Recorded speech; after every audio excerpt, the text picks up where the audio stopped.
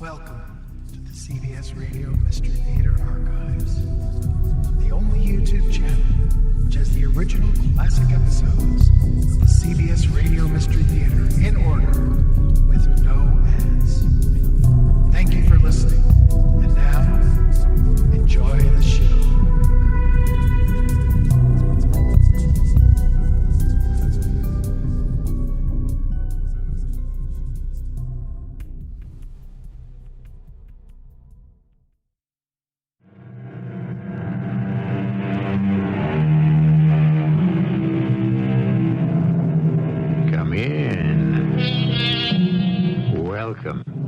I'm E.G. Marshall. A Chinese proverb holds that nobody's family can hang out the sign, "Nothing the matter here." There's wisdom in that, don't you agree? Think about your own family. Isn't there at least one skeleton lurking in your closet? At some time and for some reason, it will surely reveal itself. The consequences have raised Cain with ruling powers, business, and even love between two persons. That is why Dr. Tom Lodge, a young resident in a Boston hospital, has long safeguarded a dark family secret from his wife, Nancy. Tom, what are you hiding? Nothing, darling. Now, that doesn't ring true. We don't have secrets between us. Or do we?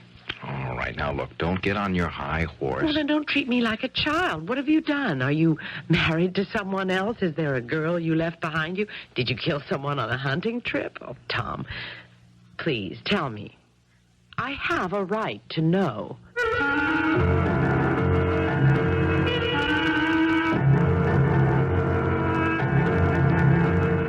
Our mystery drama, The Recluse, was written especially for the Mystery Theater by Roy Winsor and stars Tony Roberts and Patricia Elliot. It is sponsored in part by Buick Motor Division and Contact, the 12-hour cold capsule. I'll be back shortly with Act One. When we are young, family, especially our immediate family, is to us the world in microcosm. And we know that we are part of a self-contained unit in which we are fed, clothed, and protected. When we become adults, however, we can view our parents and relatives more objectively. Uncle Bill never was really that amusing, was he? And why did Father always unthinkingly vote the straight ticket? Because he read only the sport pages. And so family unity becomes subject to the strains of objective thinking, as we are about to find out. I'm home, darling. So you are. What a treat. Give me a kiss. What happened? It's only 6 o'clock. Did the patient die? You're too much, Nancy. Hey, something smells good. Stew. Or call it boeuf bourguignon. It's all the same. Oh, that's a sacrilege, and you know better. And no, the patient did not die. It was a hot appendix, and she'll be up on her feet tomorrow. Now, what's the news of the day? Well, not good.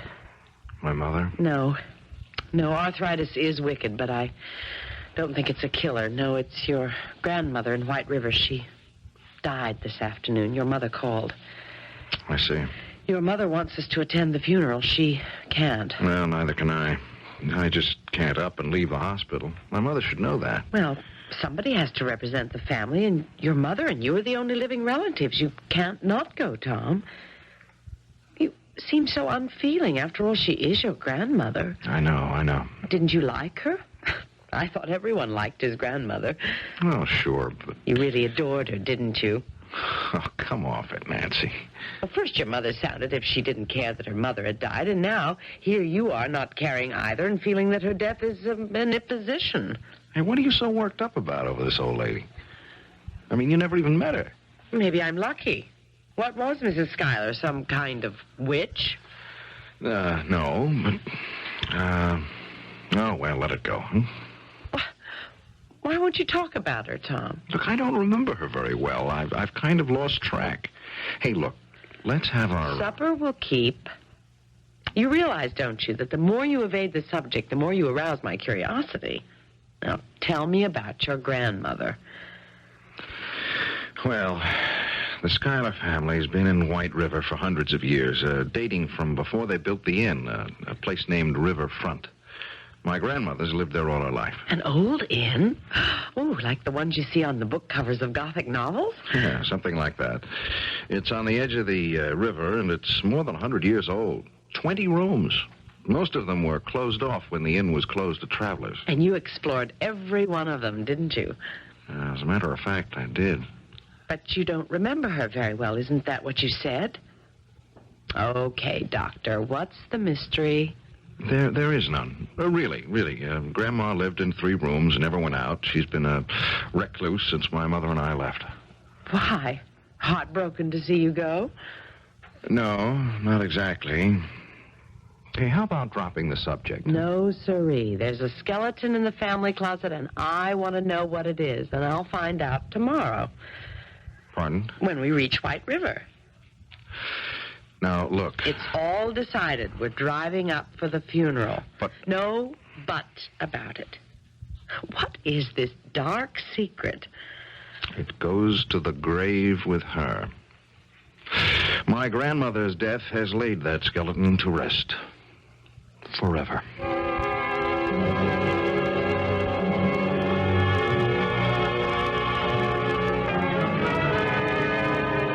You stay here, Nancy, in the waiting room, huh? Now, I'm not sitting here while Mr. Martin reads you the will.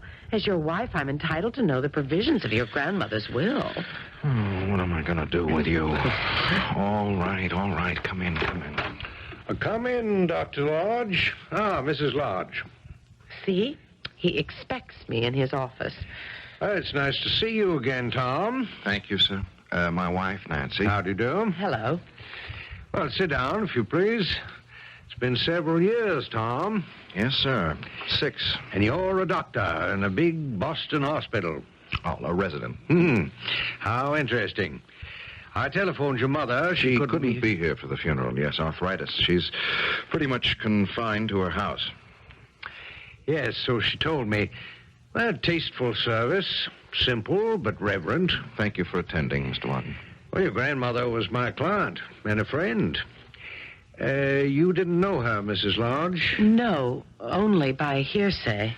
Is that so? Hearsay, indeed. Well, Tom's told me that she was a recluse. Well, I suppose she had become so. Of course, she was an old woman and set in her ways. And what were those, if I may ask, Mr. Martin? My grandmother was austere, self-righteous, and unforgiving. She turned her back on my mother and me 6 years ago, and we've never heard from her since. We learned not to care. Oh. Why, Tom? She never forgave my mother for marrying my father. Grandma considered him several cuts below her social level. Now, let's forget what's past and hear what Mr. Martin has to say. Yes. Well, the provisions of her will are clear and simple. You, Tom, inherit her entire estate. The old inn and the 15 acres surrounding it? And the small house where Mrs. Meggs lives. Tom, it's a fortune. Well, I don't know about that, but... Well, the land is valuable, but the inn... Well, it's in bad disrepair. And useless. I'm afraid that your grandmother let it go over the past few years. It's weather-worn and rotted. And mice have replaced the ghosts of all those old travelers. Well, it'll have to be raised and the land sold. Yes. Well, now, your grandmother left a codicil to her will, Tom, in her handwriting. Whatever is realized from the sale of the inn and the land is to be paid to the bank. But why? Was she in debt? Is that the skeleton in the large closet, Tom? Why don't we just leave it that way, Nancy? Yes, might be best, Mrs. Lodge. But it's not the truth, is it? A woman like your grandmother, why would she get herself into debt, and over what? Well, family matter. So it wasn't her debt. Tom, was it yours? Look, darling, it's really unimportant. I don't think it is. I want to understand what this is about. Did you know about this indebtedness? Is that why you and your mother lost touch with your grandmother? Well, I'll file the will for probate, Tom. Do you want me to dispose of the inn and the land and carry out your grandmother's last wish? Yes, I'd appreciate it, Mr. Martin. Tom, how did you get into debt and for how much? I really do have a right to know. If you persist, Nancy, you will regret the day you said, yes, I'll marry you. Darling, no matter what you did, I'll never regret that decision. You'd better tell her, Mr. Martin. Yes, perhaps I should. Well, Tom's father was assistant cashier at the Merchants Bank over there across the street. 6 years ago, in February 1970, Tom's father... My father stole $70,000 from his bank and disappeared, and neither have been seen since, him or the money. Now, are you satisfied? Oh, Tom, darling. My mother and I were so ashamed that we slunk out of White River, and I'd hoped I'd never have to come back here and face the old neighbors. The sins of the father. How cruel. Your grandmother renounced your mother and you for something your father did? Well, that was my grandmother's way. And now, in the codicil to her will, she makes me responsible to see that her estate is sold and the proceeds paid to the bank. I still can't be free of what my father did. I'm still made to feel guilty because he grabbed a bundle and flew the coop. Now, do you understand why I didn't want to come here for the funeral? And why I hope my father has already had his. Sit down, Roof. A cold wind. Coming on to snow. A cup of hot tea will do you good. Nice of Tom to invite me to the funeral. He always was nice as a boy. Yeah, a nice wife, too. What happened now, Lil? You got any idea? He'll sell, is my guess. Except for Tom and his mother, the old lady was the last of the line. Yeah, last of the Schuyler family. Well, I can't complain, but it makes me feel kind of peculiar. I won't be working the land no more. 40 years. Now, how about you, Lil? You putting up stakes? Ain't your sister Fay someplace south, Lauderdale? I'm thinking about it. After all you did for the old woman over the years, I thought maybe she'd leave something to you. It's a nice little house, I'd say. Not her ladyship. She was a tight one. Well, I better get up to the inn and light a fire for him. Every once in a while on a snowy night, I wonder what happened to him, Lil. To the father? Yeah. Snowbound. The car's found stuck in the snow next morning. No sign of him or the money. Where'd he get to, Lil? All I remember is he stormed out of the inn and disappeared. Yeah, that's what I mean. Gone. Without a trace.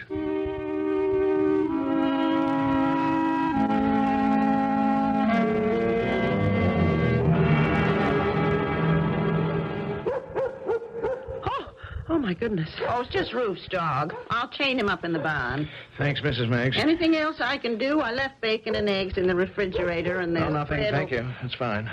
Well, then I'll say goodnight and get back while I can see my way. We'll have snow. I wouldn't wander around, Tom. The old place is falling apart and some of the floors ain't too firm.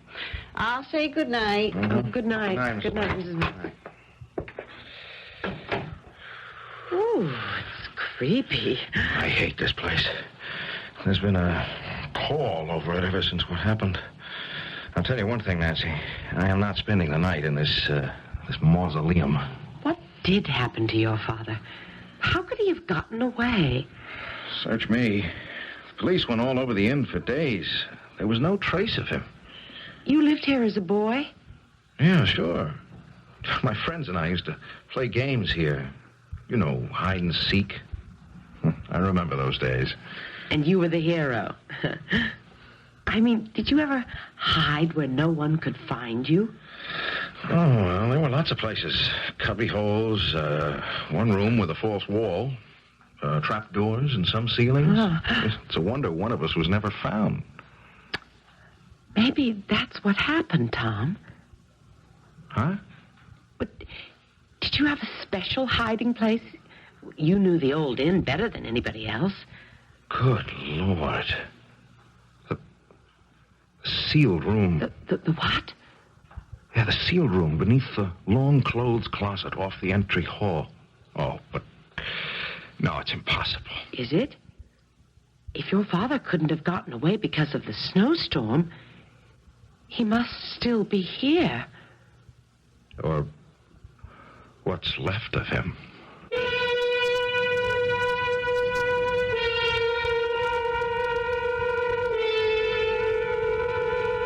Well, what have we here? Old deeds have a way of coming to light, and the skeleton in your closet can be made to rattle because of an inquiring mind. If a major premise and a minor premise are true, so is the logical conclusion. Tom Lodge's father disappeared. It was impossible for him to have left the old inn. Therefore, he never left the inn. I will return shortly with Act 2. It is unusual and unlikely for a person to disappear and never be heard of again. Exceptions are rare. Rip Van Winkle, to be sure, but that was fantasy. Dr. Livingston, and that was fact. Both were presumed to be lost, but after their disappearance, neither was accused of a crime. Tom Lodge's father was. He absconded with $70,000, and therein lies a difference. He was a criminal and in danger. What happened to him? Tom Lodge hopes to find out. Strike another match, Nancy, and I'll let myself down the ladder. Haven't we got a flashlight? In the car. I'll get it later. I want to see if anything's in there right now. You could slip and break a leg, Tom. No. The ladder's strong. Let's strike a match. It's really black down here. I can't see a thing. I'll hand the matches to you. I'm flat on the floor on my stomach. Reach up. Okay.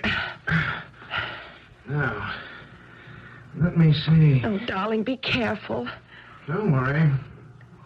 Oh, there's the pot-bellied stove and the wood scuttle, a chair, small table, cot, and... Good Lord. Oh, what is it, Tom? Tom, answer me. I'm coming up. Tom? Yeah. Look, let's get back to the common room. Tell me, did you... Is there something there? My father. His bones. A clothed skeleton. Oh, how horrible. I've got to think. You said that the police went all over the inn, Tom. How could they have missed the sealed room? I don't know. Nobody remembered it, probably. Well, what was it for? The caretaker, back around the turn of the century, he acted as a registration clerk and a handyman, and he lived down there. In that hole in the ground? Yes. It's a real room with flooring and walls of wood, and it was very snug and warm. After he closed the inn for the night, he lifted the trapdoor in the long closet in the hall and pulled it closed after him. I see. Then the flooring in the closet was covered over. With carpeting, and that sealed it off.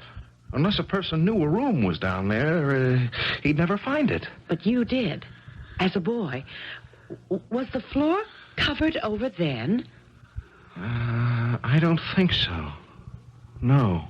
So, the carpeting was laid over the trapdoor recently. 6 years ago? Right after your father disappeared? Yeah.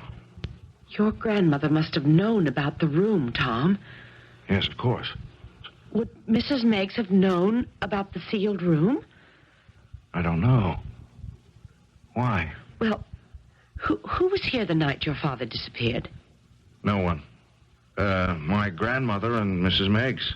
And, of course, my father. Your father stole money. He came here, and 6 years later we find his remains in a sealed room. Why did he hide?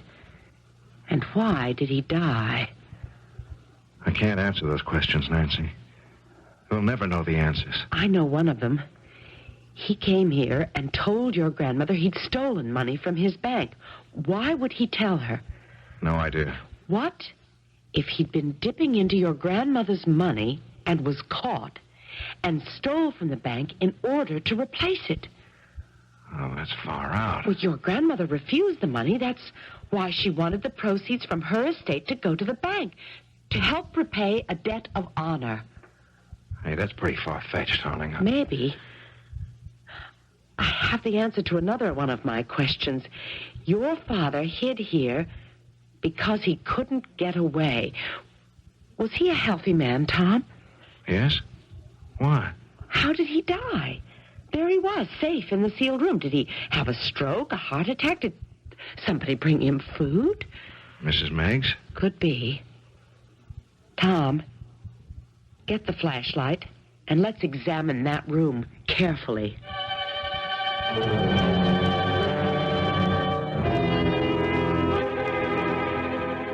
Oh, I feel like I'm in a tomb. It's my father, all right. Look, where I'm shining the light. You see this break in the skull? Oh. Now, that's how he died, Nancy. He was struck a hard blow. He was murdered. And look at this. His watch. Huh. See, the strap's rotted, but it's his watch, all right. Look, his initials are on the back. Oh, let's get out of here. In a minute. Now it's my turn to ask a question. What became of the money? The 70 grand.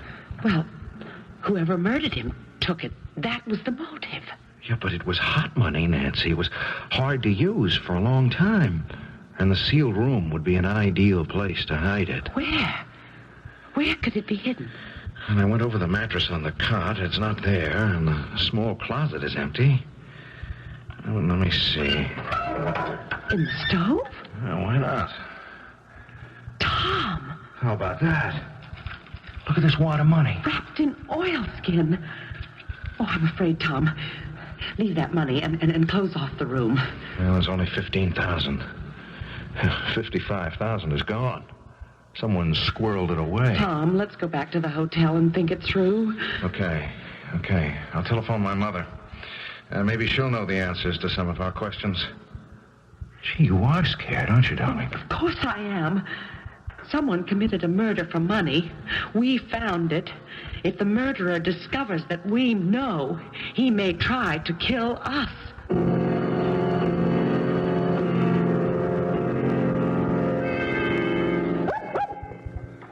There, Shark. Down, boy, down. Thanks, Lil. Have a chance to talk with Tom? Nothing to talk about, Ruth. What's on your mind? Well, if you don't sell the land, maybe I could tenant farm it for him. I'd say he'd want to sell. Yeah. Well, if I had 2 dimes to rub together, I'd buy it. Oh, you can always get work, Ruth, so you said. Yeah. You change your mind? Oh, I've been thinking about it, that's all. I'm getting on. The winters around here are mighty rugged. I wonder if they could use me down south. Sure. An experienced field hand like you, I'd say so.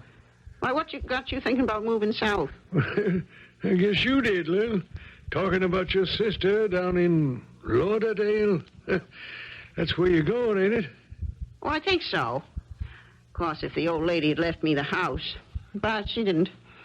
You got money laid aside? Ooh, little. I could help you out, Ruth. Not with much, but enough to give you a stake. Oh, no, it's mighty nice of you, Lil. When you thinking of heading on down south? Soon as I can sell my furniture and pack, we could spell each other at the wheel. Yeah. Oh, I'd like that. Then it's settled. I'll be back after I make quick inspection about the inn. If the snow's piling up, maybe I could drive Tom's car down here and put it in the barn. Otherwise, it might get stuck in the morning. Yes, that's true. It's happened before. Yep, I remember. Tom's father. Chains.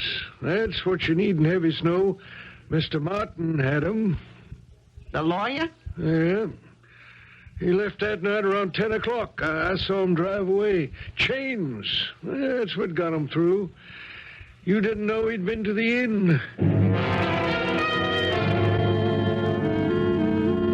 Thanks, Mother. This has been very helpful.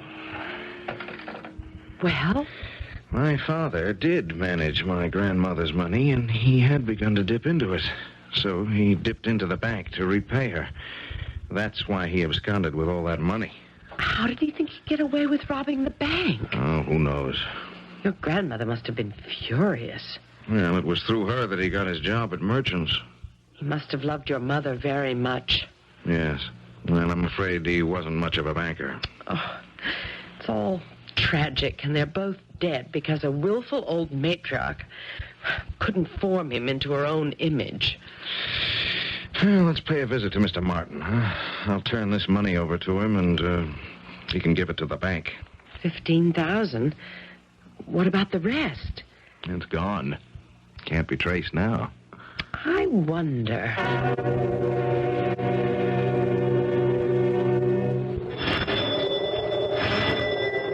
The snow's beautiful. You won't think so if it doesn't light up, darling. Driving is no fun in the North Country. Come in, come in. Thank you. Forgive us for calling at your home. Oh, perfectly all right. Oh, what a charming room. Thank you. Well, Let me get right to the point, Mr. Martin. I found the remains of my father in a sealed room. what? Your father? He'd been murdered. In heaven's name. And here is 15 of the $70,000 he stole from the bank. Oh, you stagger me, Tom. Well, he didn't disappear. He was murdered and hidden in the sealed room, and the money, most of it, was taken away. I came to you. Well, of course. I'll notify the police in the morning. Not tonight. We're in danger, Mr. Martin. Danger? I don't see how. Well, if the murderer finds out what we've discovered, he'll come after us. Well, who knows about your discovery? Well, no one. Except you, of course. You didn't speak to Mrs. Meggs? No. Why not? Well, we think that she must know something about all this. She was in the house the night my father vanished. You know that, Mr. Martin. I do. Well, that's what my mother says. I talked to her half an hour ago, and she had it from Ruth Box. She'd had what from Ruth? That you were at the inn. He saw you drive away. Oh, that.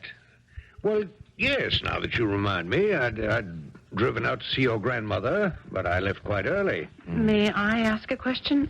I don't mean to be impertinent, but were you aware that Tom's father was stealing from his mother-in-law? Well, goodness, no. You didn't check her account periodically? Well, very seldom. I thought it was in good hands. Your father's. My father stole for the purpose of making investments. You were his broker. Didn't you ever wonder where he was getting his money? You're on dangerous ground, young man. I know it, Mr. Martin, but we mean two different things. I'm not worried about slander. I'm worried about my skin. Nancy's and mine. We're in danger, and I think you know it.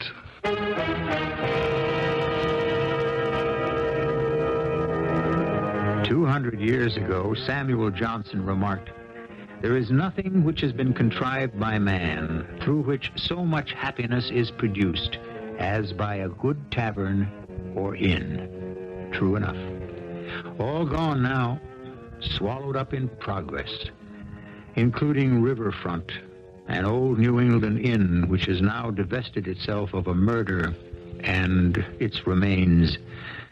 There are more surprises when I return shortly with Act 3. Other sins can only speak.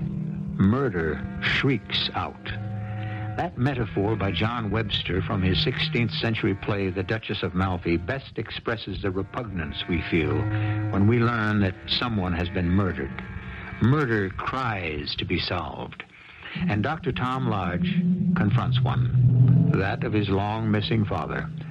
We still have 3 suspects, and one of them is the handyman at Riverfront, Rufus Boggs. Lord almighty, heaven help us. Oh, come on, open up. Come in, Roo. Oh, Lil, Ooh, what's wrong? You're white as the snow. he was there all the time, Lil. What are you talking about? Tom's father. You sound crazy. Now sit down and go slow. Now, what's this about Tom's father? I found him in a room in the cellar. Tom's father? I was going round the inn. I was riverside when they drove off, leaving all the lights on, and I went up to the door, and it wasn't closed tight. I opened it and called hello. And then me and Shark stepped inside, and he began to bark, and the hair went up on his back. Scared me stiff. Go on. He ran into that old hall closet and barked his head off. There's a trap door there. Did you know that, Lil? No. A trap door to where? Well, a room, sort of, under the common room. I had my flashlight, so I kneeled down and played the light around it. And I saw it. A skeleton. Oh, my. Stretched out on a cot. Oh, It gave me a terrible turn. a skeleton. Tom's father. It has to be. That's where he's been these 6 years. And they drove away? That's right. We'll have the police swarming all over the place soon, and there'll be questions like, what do I know about it? And I don't know nothing, Lil, nothing. Neither do I. Now, you leave the talking to me. All I know is Tom's father bolted out of the house and slammed the door behind him. That's the last anybody's seen of him. And I was in the barn all evening, except when I left my room to quiet Shark.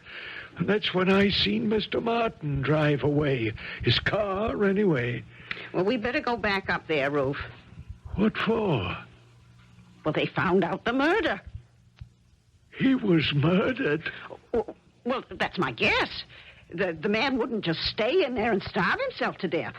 No, I guess you're right. Tom and the wife made the discovery, and you can bet whoever killed his father is going to do something about it. Like what? Like get that evidence out of there and then kill them. Now, we've got to stop that, Ruth. What's the gun for? Well, I may need it. Why don't we wait for the police? No, there's no time. There's no time at all.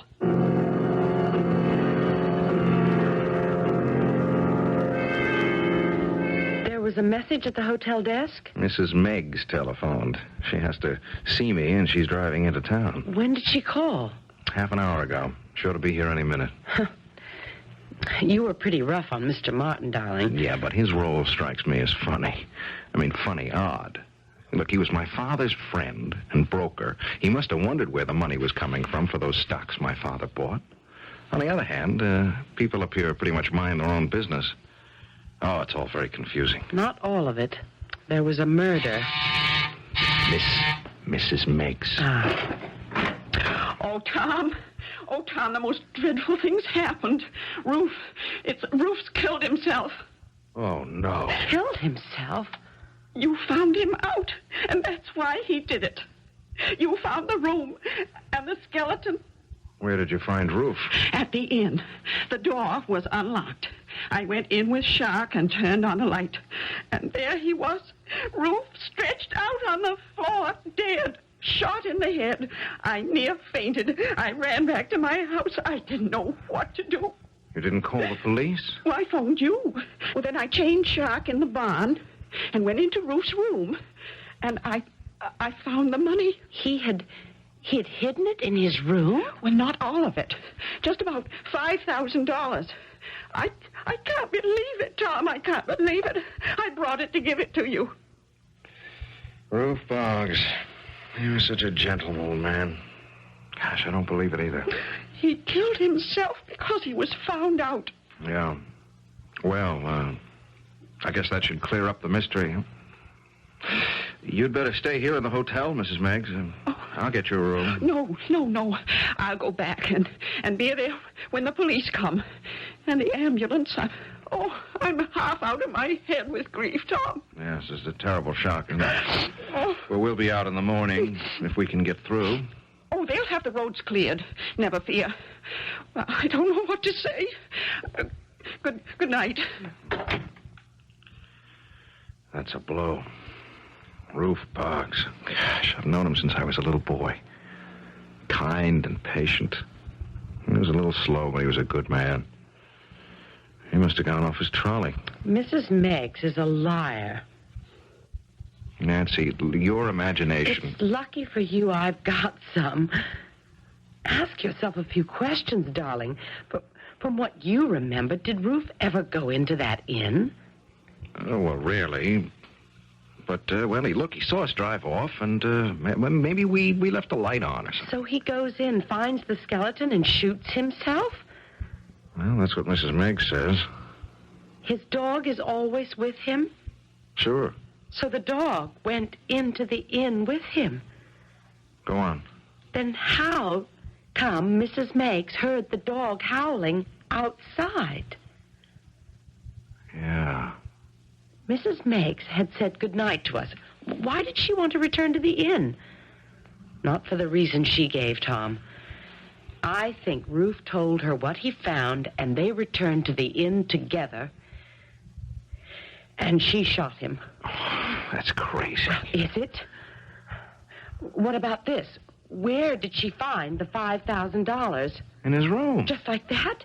She could walk into Ruth's room and just like that find $5,000? If he'd stolen the money, he'd have hidden it. Yeah, well, all right, that's the point. Her story does sound kind of pat, doesn't it? Sure, because it's a lie. Darling, she murdered Ruth just as she murdered your father 6 years ago. All right, look, just saying it doesn't make it so. I mean, how do we prove it? 2 ways. The police can check on the gun used to kill Ruth, and they can also help us to find the rest of the money. I kept asking myself, where did it all go? Well, for all I know, it just flew away. Oh, that's what I think, too. Are you serious? Very. The money flew away? Yes. You give me a day with the police, and I think I can find that money, and when I do, we'll put Mrs. Meggs behind bars for life.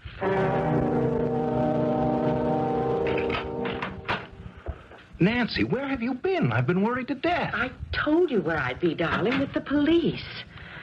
You want to hear something interesting? Go ahead. Every time your father placed a stock order, he placed a similar one from Mr. Martin and paid for all of it. What? That's right. I'll make a guess.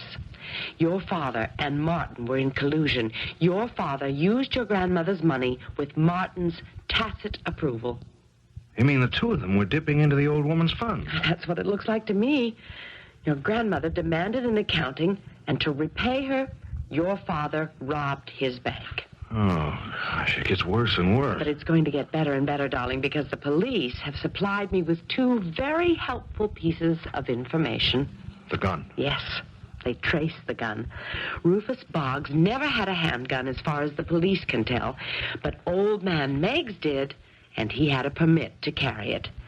The permit expired when he died, but the gun was never turned in.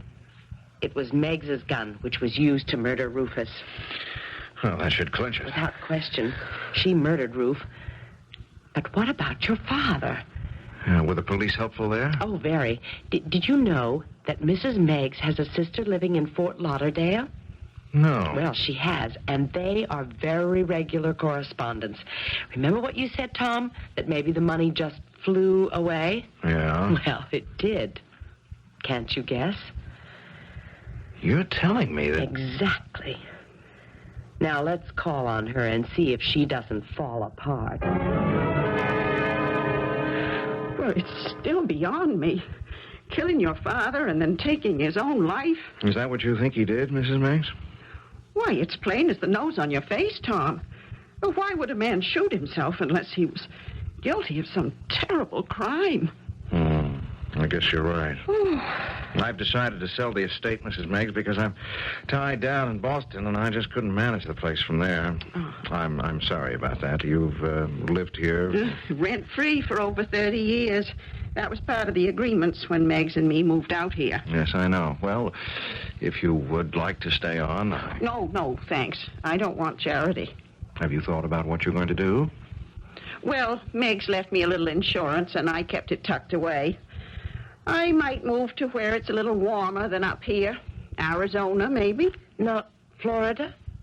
Pardon me? Isn't that where your sister is? Why do you ask? Your sister confessed that there are 5 savings accounts in Fort Lauderdale banks in your name, Mrs. Meggs. And the police here in White River want you to explain how it happens that there is a small fortune waiting for you down there. Over $15,000. It's no business of theirs. Oh, yes, it is. I found $15,000 in the stove in the sealed room. You placed 5 more where you said Roof had hidden it, $20,000. That plus the 15 makes $35,000. Half the amount my father stole from the merchant's bank. How do you explain that, Mrs. Meggs? And how do you explain that the bullet that killed Rufus Boggs was fired by your handgun? My handgun? I never in my life owned a handgun. Your husband did, and he didn't fire that shot from the grave, did he? You murdered Roof to save your skin, Mrs. Meggs, so you'd better tell me, and tell me quick, what happened 6 years ago to my father. I didn't touch him. He didn't crush his own skull, Mrs. Meggs. Martin killed him. His friend, Martin. Uh-huh. That's more like it. Go on. Your father came to give your grandmother money. She turned him away. He had the money with him. Martin spoke to me, said he'd divide it. Half for him and half for me. I was afraid. I'll just bet you were. Well, then he struck your father and killed him. We hid the body in the sealed room. And from time to time, you dipped into your half of the money and sent it to your sister for deposit. And you murdered Roof to cover the old crime. Well, I didn't know what to do. I was crazy with fear. I just lost my head. I doubt that, Mrs. Meggs. You deliberately murdered the old man.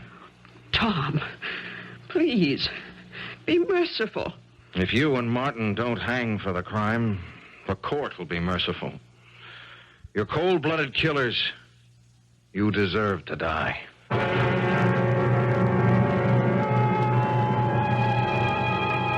The thief who understands his business never steals in his own neighborhood. An old Arab precept. But greed and opportunity usually go hand in hand. What a killer does not understand are the consequences of premeditated murder.